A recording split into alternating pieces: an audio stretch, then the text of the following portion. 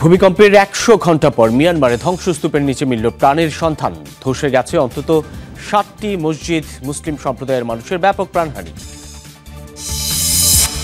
গাজায় স্থল অভিযানে পরিধি বাড়িয়েছে ইসরায়েল। লক্ষ্য বিশাল এলাকা দখলে নেয়ার। নতুন করে হামলায় ১৭ ফিলিস্তিনের মৃত্যু। ট্রাম্পের তৃতীয় মেয়াদে প্রেসিডেন্ট হওয়া নিয়ে বিতর্ক তুঙ্গে। আরেকবার মসনদে বসার কোনো সম্ভাবনা না থাকলেও সহজে হাল ছাড়বেন না বলছেন বিশ্লেষকরা।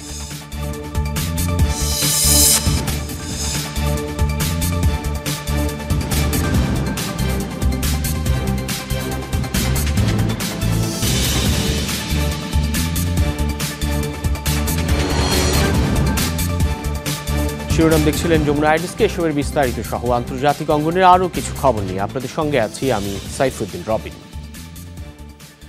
মিয়ানমারে ভয়াবহ ভূমিকম্পের প্রায় ১০০ ঘণ্টা পর ধ্বংসস্তূপের নিচ থেকে উদ্ধার করা হয়েছে এক ব্যক্তিকে। প্রায় ৫ দিন ধ্বংসস্তূপের নিচে চাপা পড়েছিলেন তিনি।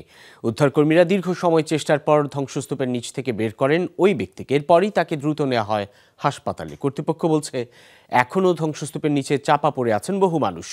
আধুনিক যন্ত্রপাতির সংকটের কারণে ধীরগতিতে চলছে উদ্ধার কাজ। এরই মধ্যে মিয়ানমারে সরঞ্জাম এবং কর্মী সহায়তা পাঠিয়েছে চীন, ভারত, রাশিয়া সহ বিভিন্ন দেশ।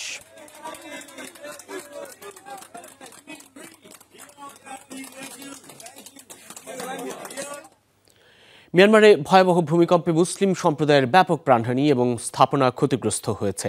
স্থানীয় ও আন্তর্জাতিক গণমাধ্যমগুলো বলছে শুক্রবারের দুর্যোগে কমপক্ষে ৭০০ মুসলিম নাগরিকের মরদেহ উদ্ধার হয়েছে। মান্দালায় ও সাগাইং অঞ্চলে ধ্বংস হয়েছে অন্তত ৭টি মসজিদ। সাগাইংয়ের এক ইমাম হারিয়েছে ১৭০ জন বন্ধু ও আত্মীয় স্বজন। মিয়ানমারের অধিকাংশ মসজিদই ১৯ শতকে নির্মিত, যেগুলো এরপর আর সংস্কারের উদ্যোগ নেয়নি প্রশাসন। ঈদের আগে জুমাতুল বিদার নামাজে অংশ নিতে মিয়ানমারের মসজিদগুলোতে নামে মুসল্লিদের ঢল। নামাজ চলাকালীনই কেঁপে ওঠে গোটা দেশ। ধসে পড়ে একের পর এক স্থাপনা, রেহাই পায়নি মসজিদও। বিভিন্ন সংবাদ মাধ্যম বলছে মান্দালায় সাগাইং অঞ্চলে প্রায় ৬০টি মসজিদ ধ্বংস হওয়ার তথ্য পাওয়া গেছে। মান্দালায় ১৮টি মসজিদ ধসে পড়ে। মুসলিম সম্প্রদায়ের অভিযোগ, ১৯ শতকে নির্মিত সব মসজিদ কখনোই সংস্কার করা হয়নি। এ কারণে বেড়েছে ক্ষয়ক্ষতি ও হতাহতের সংখ্যা। এখনও অনেক দুর্গম এলাকার তথ্য মেলেনি। ধারণা করা হচ্ছে প্রকৃত সংখ্যা আরও অনেক বেশি হতে পারে। এখন পর্যন্ত কমপক্ষে ৭০০ মুসলিমের মৃত্যু নিশ্চিত করেছে দেশটির গণমাধ্যম। সাগাইংয়ের বাসিন্দা সোনাই ও একাই হারিয়েছেন ১৭০ বন্ধু ও আত্মীয় স্বজনকে, যাদের বেশিরভাগই ভূমিকম্পের সময় মসজিদে ছিলেন। বলা হচ্ছে যেসব মসজিদ পুরোপুরি ধ্বংস হয়ে গেছে সেসবের ভেতরে থাকা মুসল্লিদের প্রায় সবারই মৃত্যু হয়েছে।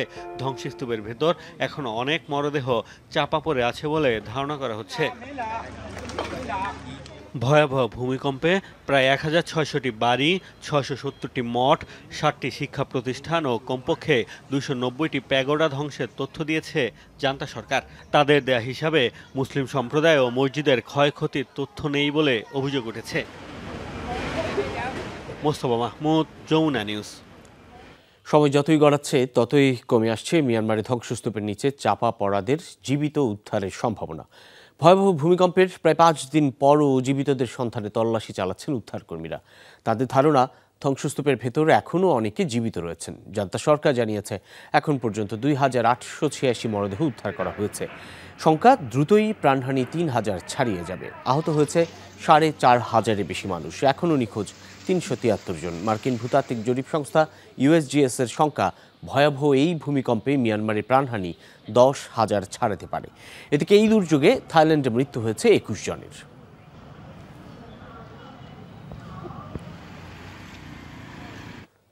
আবারও গাজায় স্থল অভিযানের পরিধি বাড়িয়েছে ইসরায়েল। উপত্যকার বিস্তৃত এলাকা দখল করতে এই অভিযান চালানো হচ্ছে। গাজার বিশাল এলাকা দখল করে তা ইসরায়েলের নিরাপত্তা অঞ্চলের সাথে যুক্ত করা হবে বলে জানিয়েছে তেল আবিব। ইসরায়েলি পররাষ্ট্রমন্ত্রীর হুঁশিয়ারি, সন্ত্রাসী হামলার সংখ্যা যতদিন থাকবে অভিযান অব্যাহত থাকবে। গাজার পথে পথে চলছে ইসরায়েলি পদাতিক বাহিনীর তাণ্ডব। একদিকে চলছে ভারী মেশিনগান থেকে নির্বিচার গুলি, অন্যদিকে চলছে ট্যাঙ্ক নিয়ে অভিযান। গেল কয়েকদিন ধরেই গাজার উত্তরাঞ্চলে চলছে ইসরায়েলের স্থল অভিযান। এবার সেই অভিযানের পরিধি আরও বাড়ানোর ঘোষণা এলো তেল আবিবের পক্ষ থেকে। গাজার বিস্তীর্ণ এলাকার দখলের উদ্দেশ্যেই এমন পদক্ষেপ বলে জানান ইসরায়েলি প্রধানমন্ত্রী। অন্যদিকে দেশটির পররাষ্ট্রমন্ত্রী হুঁশিয়ারি, সন্ত্রাসী হামলার শঙ্কা যতদিন থাকবে অভিযান অব্যাহত থাকবে। সন্ত্রাসীরা এখনো সক্রিয় রয়েছে, তাদের নিবৃত্ত করতে আমাদের অভিযান অব্যাহত থাকবে। আমাদের নাগরিকদের উপর সন্ত্রাসী হামলার ঝুঁকি থাকলে তা অবশ্যই প্রতিহত করবে তেল আবিব। এরই মধ্যে গাজার ভেতরে একটি বাফার জোন স্থাপন করেছে ইসরায়েল। মীর মুশফিক আহসান, যমুনা নিউজ।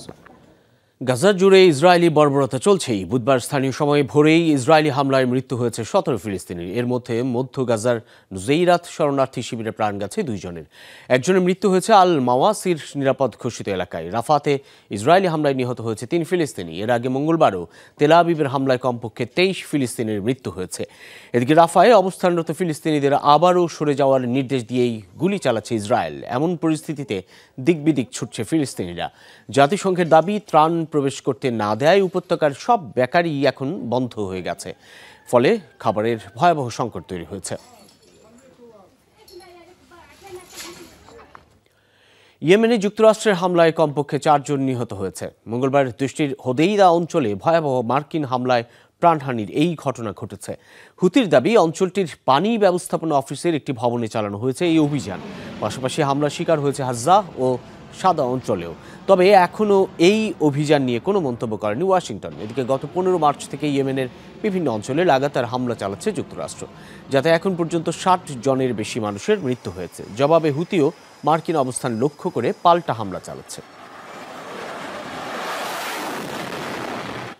মধ্যপ্রাচ্যে আরও একটি বিমানবাহী রণতরী পাঠাচ্ছে যুক্তরাষ্ট্র। পেন্টাগনের মুখপাত্র শেন পার্নেল জানিয়েছে, নতুন করে মোতায়েন করতে যাওয়া রণতরীটির নাম কার্ল ভিনসন। ফলে মধ্যপ্রাচ্যে মার্কিন রণতরীর সংখ্যা বেড়ে দাঁড়াচ্ছে 2-এ। আগে থেকেই সেখানে হ্যারি এস ট্রুম্যান মোতায়েন ছিল। পেন্টাগনের দাবি, অঞ্চলটিতে নিরাপদ বাণিজ্য নিশ্চিতেই তাদের এই পদক্ষেপ। সম্প্রতি ইয়েমেনে হুতির বিভিন্ন স্থাপনায় ব্যাপক হামলা চালাচ্ছে যুক্তরাষ্ট্র। মার্কিন রণতরী লক্ষ্য করে পাল্টা হামলা চালাচ্ছে হুতিও। মার্কিন সিনেটে দীর্ঘ বক্তৃতার রেকর্ড গড়লেন ডেমোক্রেটিক আইন প্রণেতা কোরি বুকার। সোমবার স্থানীয় সময় সন্ধ্যা 7টায় বক্তৃতা শুরু করেন 55 বছর বয়সী কোরি। 25 ঘন্টা 5 মিনিট পর মঙ্গলবার 8টা 5 মিনিটে থামেন তিনি।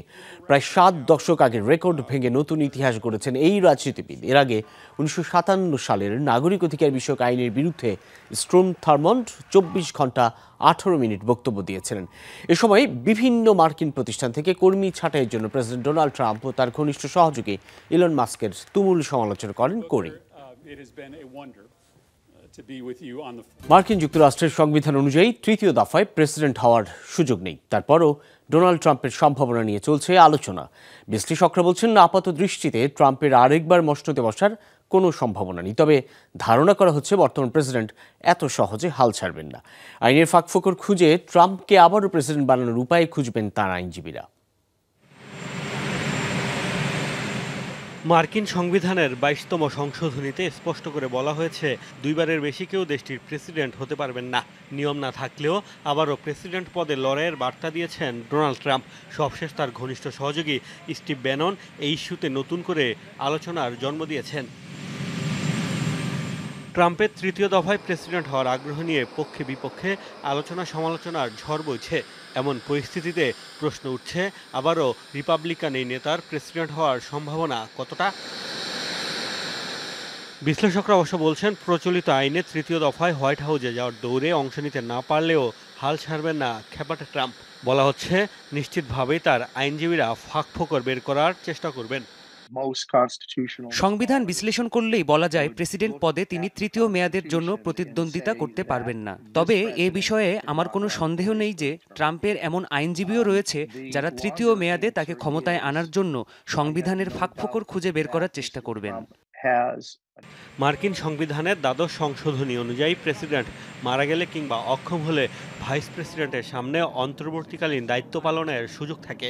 এ সুযোগ নিতে ট্রাম্প ভাইস প্রেসিডেন্ট প্রার্থী হওয়ার চেষ্টা করতে পারেন বলে মত বিশ্লেষকদের। তবে এক্ষেত্রেও রয়েছে জটিলতা। একই সংশোধনীতে বলা আছে, প্রেসিডেন্ট হিসেবে অযোগ্য কেউ হতে পারবেন না ভাইস প্রেসিডেন্টও। আমার সন্দেহ হচ্ছে ভ্যান্সের সাথে ভাইস প্রেসিডেন্ট প্রার্থী হিসেবে তিনি লড়াইয়ের চেষ্টা করতে পারেন। তবে ভ্যান্স পদত্যাগ করলে প্রেসিডেন্ট হিসেবে ট্রাম্প পদোন্নতি পাবেন। দ্বাদশ সংশোধনীতে অবশ্য বলা আছে প্রেসিডেন্ট হওয়ার যোগ্যতা না থাকলে কেউ ভাইস প্রেসিডেন্ট হতে পারবে না। হয়তো পরিস্থিতির দোহাই দিয়ে নানা যুক্তিতে সংশোধনীর এই অংশ তার আইনজীবীরা উপেক্ষা করার চেষ্টা করবে। সংবিধানের কোনো সংশোধনী বাতিল করতে মার্কিন কংগ্রেসের উভয় কক্ষে 2/3 ভোট প্রয়োজন, যা বর্তমানে নেই ট্রাম্পের রিপাবলিকান পার্টির। মোস্তফা মাহমুদ, যমুনা নিউজ। লিথুয়ানিয়ায় নিখোঁজ 4 মার্কিন সেনার মধ্যে 3 জনের লাশ উদ্ধার করা হয়েছে। গত সপ্তাহে ওই 4 মার্কিন সেনাকে বহনকারী একটি গাড়ি নিখোঁজ হয়। বেলারুশ সীমান্ত থেকে মাত্র 10 কিলোমিটার দূরে অবস্থিত লিথুয়ানিয়ার পাব্রাদে শহরে ওই ঘটনা ঘটে। সে সময় সামরিক মহড়া চলছিল। নিখোঁজ সেনাদের সন্ধানে লিথুয়ানিয়া ও মার্কিন সেনা সদস্য মোতায়েন করা হয়। বিমান বাহিনী ও সীমান্তরক্ষী বাহিনীর সহায়তায় হেলিকপ্টার নিয়ে চলছে বিশেষ অভিযান। কর্তৃপক্ষ জানিয়েছে অপর সেনা সদস্যের খোঁজ না পাওয়া পর্যন্ত এই অভিযান অব্যাহত থাকবে। ব্রিটেন ভ্রমণের জন্য এখন থেকে ইউরোপীয় নাগরিকদের আগাম ইলেকট্রনিক পারমিট নিতে হবে। বুধবার থেকে নতুন এই নিয়ম চালু করেছে দেশটি। দাবি, নিজেদের সীমান্ত সুরক্ষা বাড়াতে নেওয়া হয়েছে এই পদক্ষেপ। ইলেকট্রনিক ট্রাভেল অথরাইজেশন স্কিমের আওতায় যাদের ব্রিটেন ভ্রমণের ভিসার প্রয়োজন নেই তাদের 10 পাউন্ডের বিনিময়ে এই পারমিট নিতে হবে। আগামী 9 এপ্রিল থেকে গুনতে হবে 16 পাউন্ড করে। তবে আয়ারল্যান্ডের নাগরিকরা এর অন্তর্ভুক্ত নয়। এর আগে গত বছর যুক্তরাষ্ট্র, কানাডা ও অস্ট্রেলিয়া সহ ইউরোপের বাইরের নাগরিকদের জন্য এই নিয়ম চালু করেছিল দেশটি। ব্রিটিশ স্বরাষ্ট্র মন্ত্রণালয় জানিয়েছে অ্যাপের মাধ্যমে স্বল্প সময়েই পাওয়া যাবে পারমিট। ভারতের গুজরাটে একটি আতশবাজির কারখানায় বিস্ফোরণে অন্তত 21 জন নিহত হয়েছেন। নিহতদের মধ্যে শিশু রয়েছে। আহত হয়েছেন আরও অন্তত 6 জন। মঙ্গলবার গুজরাটের বানাসকান্থা জেলায় একটি আতশবাজির কারখানায় বিস্ফোরণ ঘটে। এরপর কারখানাটিতে আগুন ধরে যায়। নিহতরা সবাই মধ্যপ্রদেশের হরদা ও দেওয়াস জেলার বাসিন্দা। বিস্ফোরণটি এতটাই তীব্র ছিল যে শ্রমিকদের দেহের অংশ 300 মিটার দূরে গিয়েও পড়ে। এখন পর্যন্ত 19 জনের পরিচয় নিশ্চিত করা গেছে। বাকি 2 জনের পরিচয় জানার জন্য ডিএনএ নমুনা সংগ্রহ করা হচ্ছে। কারখানাটিতে অবৈধভাবে আতশবাজি তৈরি করা হতো। মালয়েশিয়ায় একটি গ্যাস পাইপলাইনের লিক থেকে ভয়াবহ অগ্নিকাণ্ডের ঘটনা ঘটেছে। মঙ্গলবার দেশটির পুচং শহরে রাষ্ট্রীয় জ্বালানি প্রতিষ্ঠান পেট্রোনাসের মালিকানাধীন পাইপলাইনটিতে এই দুর্ঘটনা ঘটে। প্রত্যক্ষদর্শীরা জানায় বিস্ফোরণে পাওয়ার আগুন ধরে যায় পাইপলাইনটিতে। এতে কমপক্ষে 145 জন আহত হয়েছে। দেশটির সরকার জানিয়েছে আহত কারো অবস্থায় আশঙ্কাজনক নয়। এর মধ্যে 41 জনকে প্রাথমিক চিকিৎসা শেষে হাসপাতাল থেকে ছেড়ে দেওয়া হয়েছে। এর মধ্যে ক্ষতিগ্রস্ত 500 মিটার দীর্ঘ পাইপলাইনটি বিচ্ছিন্ন করা হয়েছে বলে জানিয়েছে পেট্রোনাস কর্তৃপক্ষ। বিস্ফোরণ ও অগ্নিকাণ্ডের ঘটনায় অন্তত 190টি বাড়ি ক্ষতিগ্রস্ত হয়। চীনের মহড়াকে কেন্দ্র করে নতুন করে আবারও উত্তেজনা ছড়িয়েছে তাইওয়ান প্রণালীতে। তাইওয়ানের চারপাশে বড় পরিসরে সামরিক মহড়া চালাচ্ছে চীন। দাবি, বিচ্ছিন্নতাবাদীদের কঠোর সতর্কবার্তা দিতেই এই সামরিক শক্তি প্রদর্শন। অপরদিকে যুদ্ধ বিমান উড়িয়ে পাল্টা জবাব দিয়েছে তাইপে। জানিয়েছে যে কোনো পরিস্থিতি মোকাবেলায় প্রস্তুত তারা। সমুদ্রের উত্তাল ঢেউকে উপেক্ষা করে চলেছে বিশাল যুদ্ধজাহাজ। আকাশ কাঁপিয়ে উঠছে অত্যাধুনিক ফাইটার জেট। তাইওয়ানকে ঘিরে হঠাৎ যেন রণপ্রস্তুতি চীনের। মঙ্গলবার এমনই দৃশ্য চোখে পড়ে তাইওয়ান প্রণালীর আশপাশের এলাকা জুড়ে। স্থল, জল ও আকাশপথ 3 দিক থেকেই তাইওয়ানকে ঘিরে ব্যাপক সামরিক মহড়া চালাচ্ছে চীন, যা পরিচালনা করছে পিপলস লিবারেশন আর্মি বা পিএল-এর ইস্টার্ন থিয়েটার কমান্ড। যুদ্ধজাহাজ, যুদ্ধবিমান সহ দূরপাল্লার মিসাইল সিস্টেমের সমন্বয়ে চলছে বহুমুখী সামরিক মহড়া। লক্ষ্য 3 বাহিনীর সামরিক সক্ষমতা প্রদর্শন। চীনের হুঁশিয়ারি, তাইওয়ানের বিচ্ছিন্নতাবাদীদের সতর্ক করতেই এই পদক্ষেপ। তাইওয়ানের স্বাধীনতা গন্তব্যহীন। বাইরের শক্তির ওপর নির্ভর করেও কোনো লাভ হবে না। আমরা সর্বোচ্চ সতর্ক অবস্থায় আছি। যুদ্ধের জন্য প্রস্তুত সেনাদের নিয়ে বাস্তব যুদ্ধ পরিস্থিতির মহড়া চালাচ্ছি। বিচ্ছিন্নতাবাদী শক্তির বিরুদ্ধে আমরা কঠোর পদক্ষেপ নেব। অবশ্য চুপ করে বসে নেই তাইওয়ানও। চীনের পদক্ষেপকে সাম্রাজ্যবাদী ও উস্কানিমূলক আখ্যা দিয়েছে তারা। প্রস্তুত রেখেছে যুদ্ধবিমান ও ক্ষেপণাস্ত্র ব্যবস্থা। প্রতিক্রিয়া এসেছে তাইওয়ানের প্রতিরক্ষা মন্ত্রণালয় থেকেও। এটা মানসিক চাপে রাখার কৌশল মাত্র। আমরা তাদের কার্যক্রম নিবিড়ভাবে পর্যবেক্ষণ করছি। এখনো প্রকৃত কোনো হামলার ঘটনা হয়নি। আমরা বাস্তব পরিস্থিতি বিবেচনা করে সিদ্ধান্ত গ্রহণ করব। বিশ্ব বাণিজ্যের অন্যতম গুরুত্বপূর্ণ পয়েন্টে অবস্থিত তাইওয়ানকে বরাবরই নিজেদের ভূখণ্ড বলে দাবি করে আসছে চীন।